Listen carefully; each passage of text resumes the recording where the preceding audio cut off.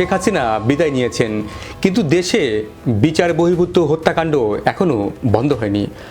মানবাধিকার রক্ষা করার স্বপ্ন দেখিয়ে ক্ষমতায় বসা ডক্টর ইউনূস সরকারের শাসনামলে কেন বিচার বহির্ভূত হত্যাকাণ্ড ঘটছে? 16 মাসে 45 জন কেন মারা গেল? তাহলে কি দেশবাসীকে মিথ্যা স্বপ্ন দেখানো হয়েছিল?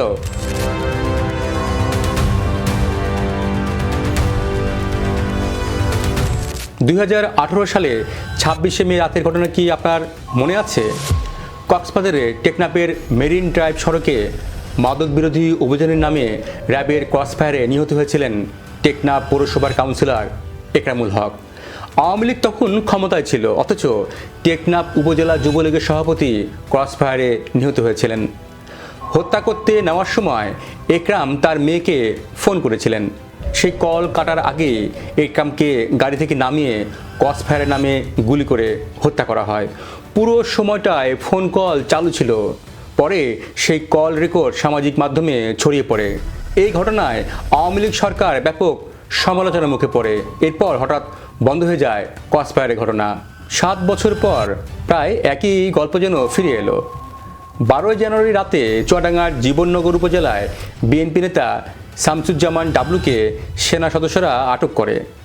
এরপর রাত 12টায় পর তাকে জীবননগর উপজেলা স্বাস্থ্য কমপ্লেক্সে নেওয়া হলে চিকিৎসকরা তাকে মৃত ঘোষণা করে।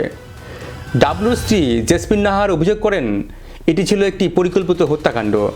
স্থানীয় শ্রমিক নেতা শরীফুল ইসলাম খোকা অভিযোগ করেন, স্থানীয় বিএনপি অফিসের একটি কক্ষে তাকে 2 ঘন্টা ধরে পিটিয়ে হত্যা করা হয়। ডাবলুর বড় ভাই শরীফুল ইসলাম কাজল বলছেন, তার ভাইকে পিটিয়ে হত্যা করা হয়েছে। এখন অস্ত্র উদ্ধারের নাটক সাজানো হচ্ছে।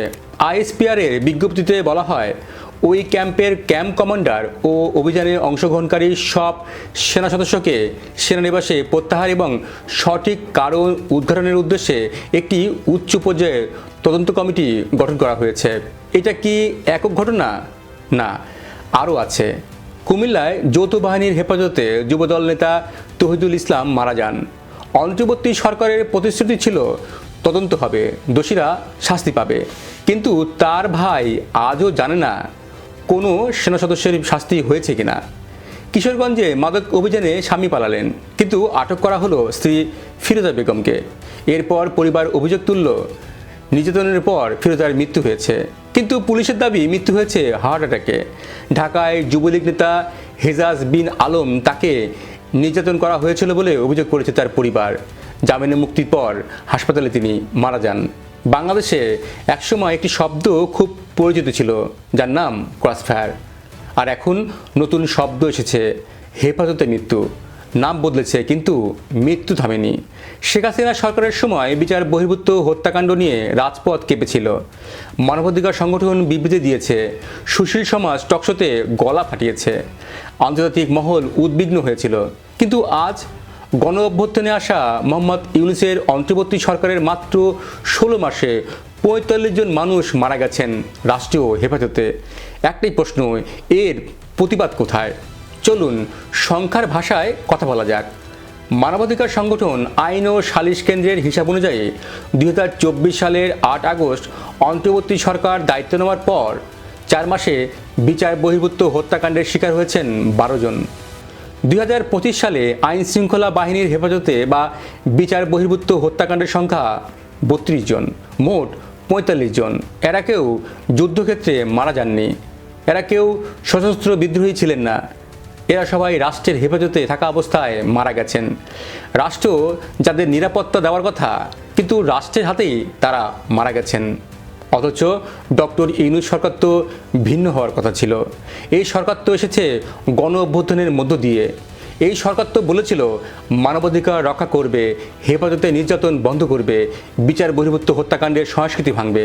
তাহলে প্রশ্ন, 16 মাসে 45 জন কেন মারা গেল? এটা কি ব্যর্থতা নাকি দ্বিচারিতা? মানবাধিকার কর্মী নূর খান ডয়েচ ভেলেকে বলেছেন, অন্তর্বর্তী সরকারের প্রতিশ্রুতি ছিল যে আইন শৃঙ্খলা বাহিনীর হেফাজতে বা বিচার বহির্ভূত হত্যাকাণ্ড বন্ধ হবে। আমাদের প্রত্যাশাও তাই ছিল, কিন্তু আমরা কোনো পরিবর্তন দেখতে পাচ্ছি না। অতীতের মতোই বিচার বহির্ভূত হত্যাকাণ্ড অব্যাহত আছে। সেটা খুবই উদ্বেগজনক।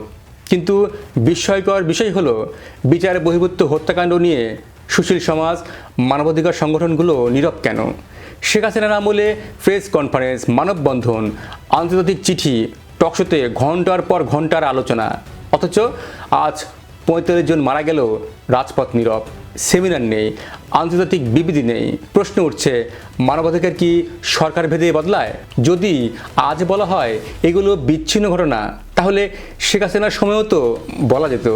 যদি আজ বলা হয় তদন্ত হচ্ছে, তাহলে তখনও তো তদন্তের কথাই বলা হয়েছিল। তাহলে পার্থক্য কোথায়? রাষ্ট্র যখন হত্যা করে সেটা অপরাধ, সরকার বদলালেও অপরাধ বদলায় না। বিচার বহির্ভূত হত্যাকাণ্ড শেখ হাসিনার আমলেও অপরাধ, ইউনূস সরকারের আমলেও এর বাইরে নয়। আপনি কি মনে করেন? জানান আপনার মতামত। ভিডিওটি শেয়ার করুন, লাইক দিন, সম্ভব হলে আমাদের চ্যানেলটি সাবস্ক্রাইব করুন।